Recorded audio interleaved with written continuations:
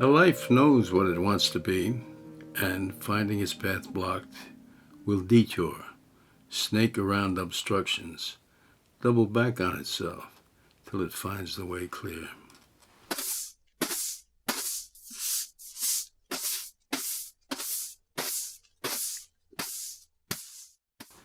Helping. When I think back to childhood, the picture most always in my head is of my grandmother in my grammar school, St. Anthony of Padua, in the middle of the blue-collar Poles, the Irish, and the Italians, who filled our school in the Greenpoint neighborhood of North Brooklyn, which is a stone's throw across the Newtown Creek from Long Island City and the borough of Queens. Greenpoint is regarded a move out of the neighborhood to LIC as a sign of upward mobility, although in that time, the late 1940s and 50s, nobody had heard those words to describe that move across the waters because they had yet to be invented. What I see most clearly is myself inside a classroom on the first floor of that school. It's most likely one of the lower grades, 1A, 2B, 3A, maybe, where boys and girls are mixed together in that end of the school building. I'm 9, just a few years older than the kids in this classroom that Nan, that's what I call my grandmother, Nan, assigned me.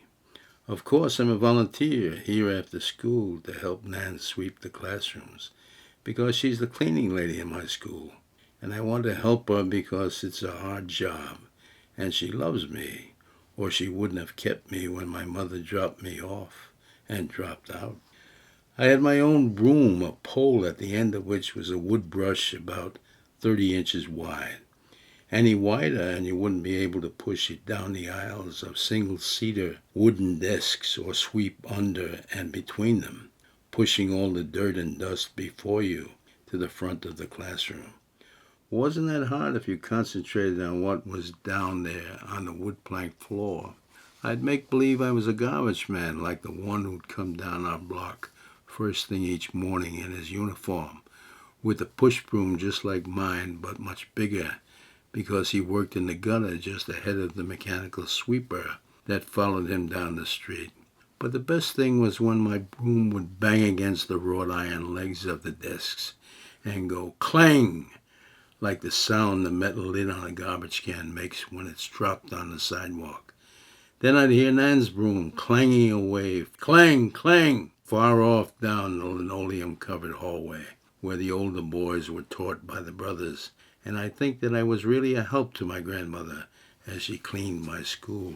Nan was Mrs. Knightley, the cleaning lady, to all the children, and to all the sisters of the Order of St. Joseph and the Franciscan brothers who taught us in that building, and to the pastor of the parish who paid Nan's monthly wages, who asked her once what more she would do for the small raise in her monthly wages, whom she silenced with this reply, "And now what more would you ask your mother to do, Father?"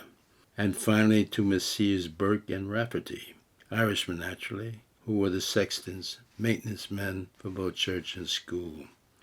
Why all the children at school knew my grandmother and loved her, I'm convinced, had to do with her love for them, expressed demonstrably as she would invade their classes, the lower grades mainly, do a little stand-up comedy, shuffle a dance step or two, or give them a couple of bars of an Irish tune in her lilting Limerick brogue.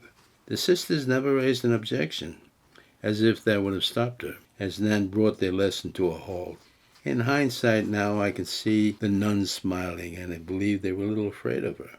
Not me, I was just mortally embarrassed as only a 9-year-old excruciatingly self-conscious boy can be. Once Nan had finished her turn in front of my class, all those eyes would pin me to my seat, my face flushed with guilt. What a show-off, that Bobby Knightley, teacher's pet. I could hear their thoughts, the snickers all around me. I was a smart, studious boy who did his homework and raised his hand often to answer teachers' questions. I can't now remember what conduct preceded the whack the nun gave me on my upper arm, but it was enough to bring tears to my eyes, partly from the pain, but mostly from the blow to my self-esteem, small as it was then. It was near the end of the school days, so I went to find Nan in the school basement where she kept her brooms and polishing rags and other stuff in a small storeroom, to change out of my school uniform into dungarees, polo shirt, and sneakers. When Nan saw the red welt on my arm, she got the story out of me by questioning, as thorough as that of Mr. Keene, Tracer of Lost Persons, a radio program we never missed. Unfortunately for the nun, she was still in her classroom where Nan surprised her. I was not permitted to be a witness, but I know Nan had blood in her eye. She was in her 60th year, but bustling in manner, her steps short as befit her 5'1" stature, but manny and quick. Whatever she said or did to that woman of the cloth, I never heard another harsh word or got a cuff from a nun during my time at St. Anthony's. "Bobby, where are you?" Nan calls, and I hear her clip footsteps on the ancient linoleum of the hallway as she approaches. "Whisht," she says, signaling me to halt my labors. I know that's what she means because she always says that to me at the end of our workday.